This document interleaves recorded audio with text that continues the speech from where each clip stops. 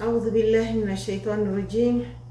بسم الله الرحمن الرحيم، والصلاة والسلام على أشرف المرسلين سيدنا محمد وعلى آله وصحبه وسلم. إن الحمد لله نحمده ونشكره ونستغفره ونتوب إليه ونؤمن به ونتوكل عليه ونعوذ بالله من شرور أنفسنا ومن سيئات أعمالنا. من يهد الله فهو المهتدي ومن يضلل فلا هادي له. أشهد أن لا إله إلا الله وحده لا شريك له، له الملك وله الحمد، يحيي ويميت وهو حي دائما لا يموت أبدا، بيده الخير وهو على كل شيء قدير. وأشهد أن سيدنا ومولانا وحبيبنا وإمامنا وشفيعنا محمدا عبده ورسوله صلوات الله وسلامه عليه وعلى آله وصحبه وسلم. وبعد، السلام عليكم ورحمة الله وبركاته.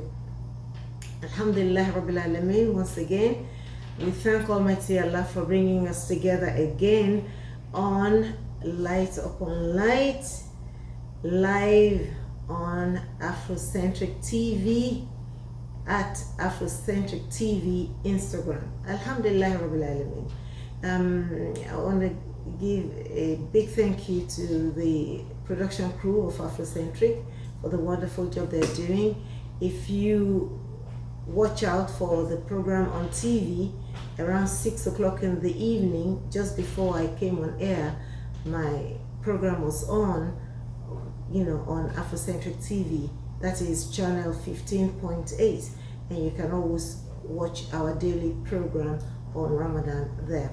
So today we want to continue from where we left off yesterday. Yesterday we talked about the importance of Kitab, the mother of all of the book, the mother of the Quran.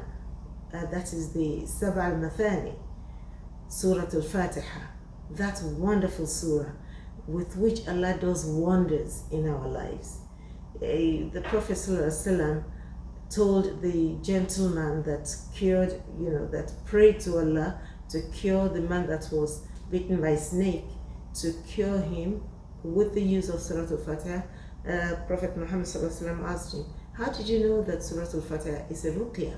Ruqya is the dua we make for healing, for protecting ourselves from shayateen, from the devils and all that. So, and Surah Al-Fatiha, the Prophet made us to, sallallahu alaihi wasallam, made us to know that it is one of the surahs of the Quran that you can use to heal yourself, to cure yourself of all ailments, to seek Allah's help and guidance and protection. May Almighty Allah answer our dua, and may Almighty Allah protect us. Today, this evening, we want to look at a surah that is very easy for us to learn. It's one of the surahs that we learn first when we start learning the Quran, at least to arm ourselves with enough tools to be able to observe our salat. Having learned Surah Al-Fatiha, we can learn Qul A'udhu Birabbin Nas, we can learn Qul A'udhu Birabbil Falaq, we can learn Qul Huwallahu Ahad, right? The three Quls. The fourth one is Qul Ya Ayyuhal Kafirun.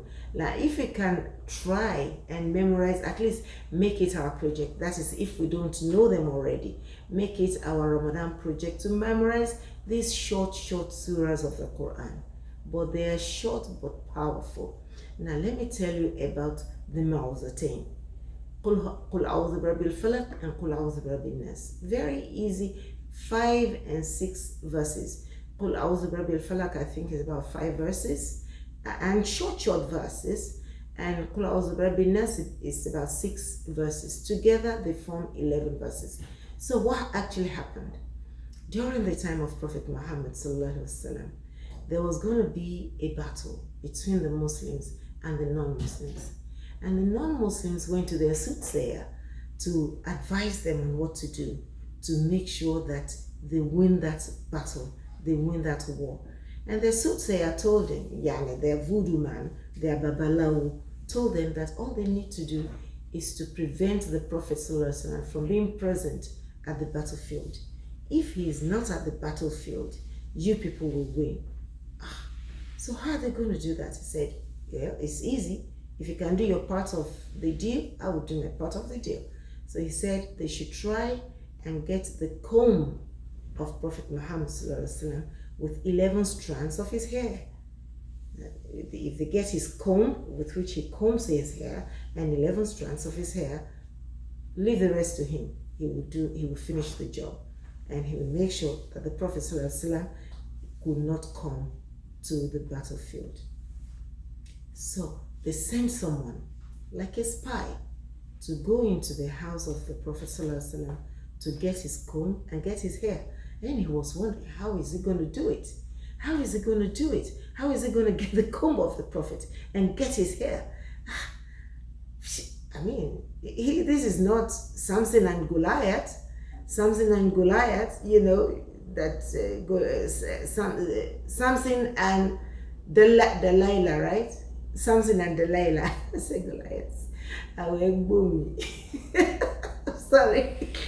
It's almost time for iftar. But man, I can't wait. Alhamdulillah Rabbil Alameen. So Samson and Delilah. The Prophet Muhammad is not Samson. He doesn't have a Delilah that will help them cut his hair. So he went to the house of the Prophet thinking how he's going to do it. And as Allah would have it, you know, Allah put the Prophet ﷺ through a lot of situations just to teach us how to handle such situations if we should find ourselves in them. So the man was going to the Prophet's house thinking how he's going to get the Prophet's comb and the Prophet's hair. And lo and behold, as he approached the house, he saw on the window the comb of the Prophet ﷺ with some of his hair left in the comb. He combed his hair, he didn't remove the hair from the comb. The man could not believe it. This is easier than he ever imagined. Quickly, he stole the comb with the hair in it, and they took it to the voodoo man. And of course, he took out the 11 strands of hair that he needed and 11 teeth of the comb that he needed. And then he tied it with red and black thread, and he set the incantation into it, and Allah Azza wa Jalla allowed it to work. And before we knew what was going on, the Prophet ﷺ became sick. He became so tired, and he was feeling pains all over his body, and he didn't know what was going on. You know, that is the greatest man ever, the most beloved to Allah Azza wa Jalla. Allah put him through that situation so that if anybody should cast an evil spell on us, we will know exactly what to do. We will do exactly what the Prophet ﷺ did when they cast the evil spell on him, which Allah allowed it to happen. So he became sick.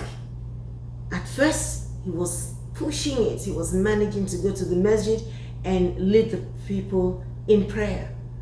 Then it became so difficult, he couldn't stand up to pray. He was sitting down to pray.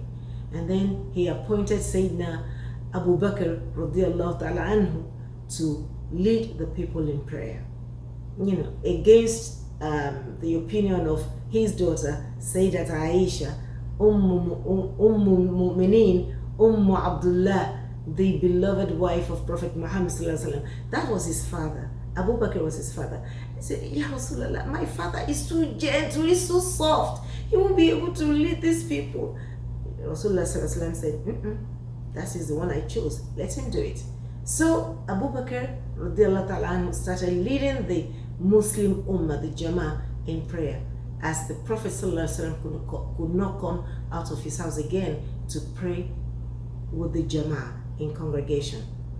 So he was lying there in bed. It got to a stage that he couldn't even sit up on the bed. He was so sick and he could hardly speak up. People will have to put their ear on his mouth to hear what the Prophet was saying, sallallahu alaihi wasallam. So this fateful day, as he was lying there feeling the pains and everything, 2 angels came. One sat by his foot and the other one sat by his head. You know, this is one of my favorite stories told to me by my father. I so enjoy when Daddy was telling us stories. So he said two of these angels came. One sat by his foot and the other one sat by his head. And they started conversing, started talking to each other. The first one said, hey, what's wrong with this man? Why is he lying down like this? The other one said, Who are you calling this man? Don't you know that that is Rasulullah sallallahu alaihi wasallam, the best of mankind? Say, yeah, I know. He is Rasulullah. He's the leader of this ummah. Doesn't he know that they have a battle to fight, a war to win? Why is he lying out like... The other one said, don't you see he's sick? I know he's sick. Doesn't he know the cause of his sickness? That they cast evil spell on him. Such and such people went to their babalawo and they cast evil spell on him.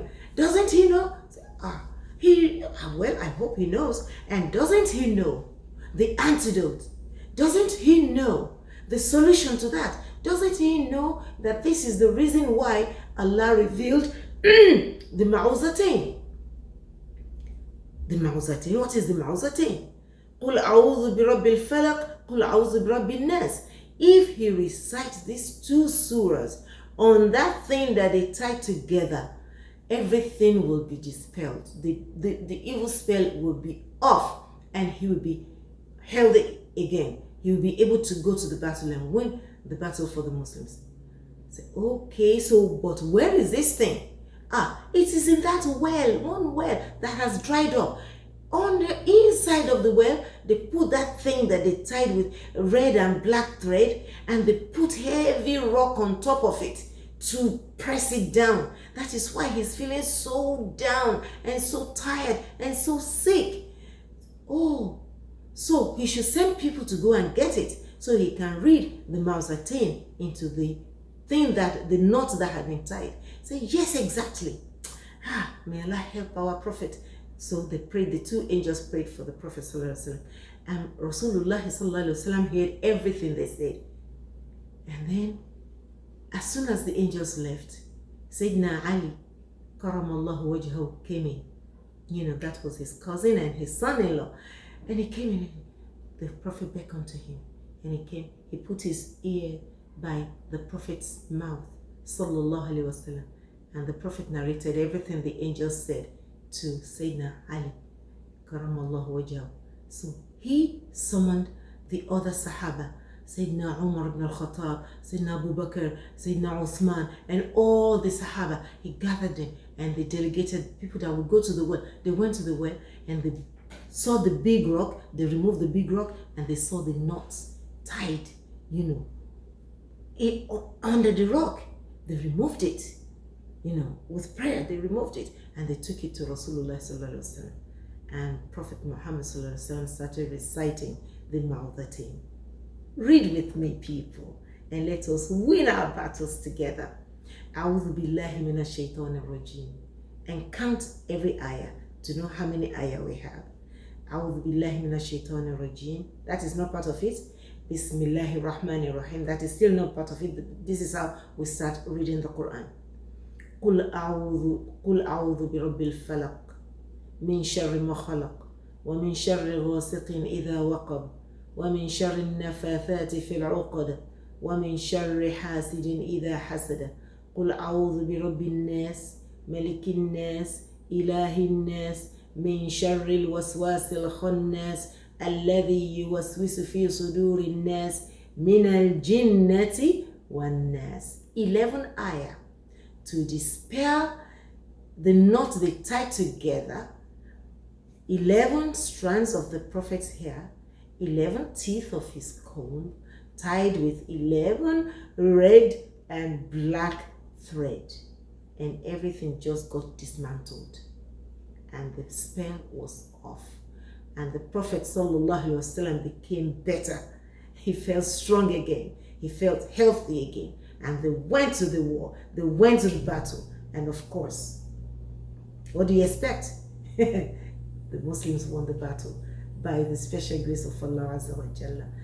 And so from that time, the Prophet ﷺ said, my people, hear me well. Learn from my experience. Don't go to bed every night without reciting قُلْ أَعُوذُ بِرَبِّ الْفَلَقِ قُلْ أَعُوذُ بِرَبِّ النَّاسِ. The Ma'uzatain. He said, stretch out your hands and read them into your palms and blow like that and rub every part of your body that your hands can reach, as far as you can reach every part of your body. And inshallah, bi qudratillahi ta'ala, you will be protected. If any spell has been cast on you, Allah will dispel it. Allah will remove it, and you will be well again. But in case they have not done it, they are planning to come overnight to do it, you are covered by the protection of Allah. And then he advises us to also add to it, قُلْ هُوَ اللَّهُ أَحَدٌ اللَّهُ الصَّمَدُ لَمْ يَلِدْ وَلَمْ يُولَدْ وَلَمْ يَكُنْ لَهُ كُفُوًا أَحَدٌ قُلْ هُوَ اللَّهُ أَحَدٌ قُلْ أَعُوذُ بِرَبِّ الْفَلَقِ قُلْ أَعُوذُ بِرَبِّ النَّاسِ. By the special grace of Allah, by the excellent power of Allah, by His loving care for us, we shall be covered by His grace. We shall be covered by His protection. We shall be covered by His light, and no evil will come to us. Any weapon fashioned against us will not prosper. Amen. Amen. So that's my story for today. You have any questions? I can see some questions. Subhanallah. If magic can affect the Prophet, who are we? May Allah protect us. Amen. That is from Abdui. Yeah. So Allah allowed it to happen to the Prophet so that we can learn from it, so that we cannot be afraid. Shaitan is weak. That's what Allah said in the Quran. He said Shaitan and the Shayatin are weak. When you get scared of them, you are the one making them feel important. Don't be scared. The only one that needs to be scared of is Allah Azza wa Jalla. And there are so many ayat in the Quran that we can use to protect ourselves. For example, you remember the story of Prophet Ibrahim alayhi salam that I told you. When they threw him into the fire, what prayer did he say? Hasbunallahu wa ni'mal wakil. Hasbunallahu wa ni'mal wakil. You know the first person that taught me this prayer? My mom. Yes, my mother. You know, when we were little, she said, learn this prayer, Ghaniya. Always say it whenever you're scared. Okay, I was a scary cat. I was scared of everything. I got scared of cat. I got scared of rat. I got scared of dogs. Dogs. Subhanallah. You should see me when I see dogs. Subhanallah. But my mom taught me to say Hasbunallahu wa ni'mal wakil. Hasbunallahu wa ni'mal wakil. It's another powerful prayer that we can say whenever we feel we are in danger. And this is also the prayer that the Prophet ﷺ said when they were having, the battle of the Ahzab. When all the Confederates gathered against the Prophet and the Muslims, and they were going to annihilate the Muslims. They were going to remove them from the surface of the earth. And one of the Sahaba,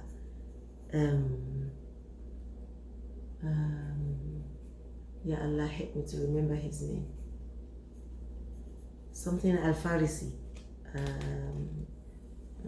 One I will remember his name, inshallah. He was the one that advised the Prophet ﷺ that he should command them, all the Sahaba, to dig a trench around their place. And a big wide gutter. You know what we call gutter in Nigeria? Big wide hole to go round Medina. It was so wide and big and deep that when the Confederates arrived, they could not cross it. They tried, with their horse to crack, crack, crack, crack, crack, and jump to where the Muslims were, but each one of them fell into the trench. And what did the Prophet ﷺ say? Hasbunallahu wa ni'mal wakil. And Allah brought that inspiration. And by the special grace of Almighty Allah, the Confederates, the army, huge army, about 10,000 of them, so many of them, they waited for so many days, saying that they are going to make sure that no food supply goes to where the Muslims are. They will wait until they all starve, and then they will start coming out of their fortress. But lo and behold, Allah sent against them this wild wind that blew off their tents, their canopies, and their horses went amok. The fire that they put up to cook, the fire, went, pounced on their tents, and everything was burned, and they all dispersed, running helter-skelter for their dear lives. That is how Allah helps the Muhsinin. That is how Allah helps those who depend on Allah, solely depend on Allah. So let us put our trust in Allah the Most High, and let us believe in Him. Let us trust in Him. So if you have any questions, you can send it to at Ganiat Akorede. That is my Instagram. Yeah, the one we always do in the morning, right? That is 7 o'clock in the morning, and inshallah I will look at the questions, I will treat them, and I will get you the answer. But just to put some spice to what we're doing, my people, my producer has a question for you. She says, what is the prayer for protection before bed called? What is this prayer called? The prayer we say before we go to bed. What is it called? So she has some nice gift for you if you get the answer. the gift is going to be prayer for you. Yeah, and you'll accept the prayer. But if we have some physical gift, we will let you have it. So you can send your answer to at Ganiat Akorede and get a shout out, inshallah. And make sure you're following at Ganiat Akorede as well. By the way, my programs are on YouTube, right? Afrocentric TV, the YouTube TV station of Afrocentric is there. You can also watch me on Ganiat Akorede on YouTube. And make sure when you get there, you share, you like, you subscribe, and you press the notification button so that you'll be the first to know when we have a new program, inshallah ta'ala. And inshallah, our program, once it's recorded, it is also put on the TV station, channel 15.8, Afrocentric TV, channel 15.8, every evening. It's no longer 9 o'clock, it's now 6 o'clock in the evening. For further questions or contribution or sponsorship, because we welcome your sponsorship so we can keep the good programs going on Afrocentric and Light Upon Light, we can keep it going. Please contact at Ganiat Akorede or contact at Afrocentric TV. You can contact us on WhatsApp, DM us, let us know if you're willing to help this cause of Allah, so that we continue to teach ourselves and teach others, inshallah ta'ala. The program is on Afrocentric TV, 6 p.m. every evening and 5 a.m. So while we're having our sahur, we can watch, and while we're getting ready for iftar, just before we go on live, you can also watch Light Upon Light. May Almighty Allah bless your home with His light. May Allah protect you with His light. May Almighty Allah love you as you love our program. Well, I thank Almighty Allah for bringing us together today again. We have done it. May Almighty Allah accept it. May Allah accept it from me. May Allah accept it from you. If I made a mistake, Ya Allah, please forgive me. The mistake is mine. May Allah forgive me. If I said it right, Ya Allah, accept it from me and make it beneficial for every one of us. Me that I'm talking, the production crew of Afrocentric TV, my producer, Ruqayya, and all of you, my teaming viewers. Subhanakallahumma wa bihamdik. أشهد أن لا إله إلا أنت ونستغفرك ونتوب إليك سبحان ربك رب العزة عما يصفون وسلام على المرسلين والحمد لله رب العالمين والسلام عليكم ورحمة الله تعالى وبركاته مع السلامة إلى اللقاء.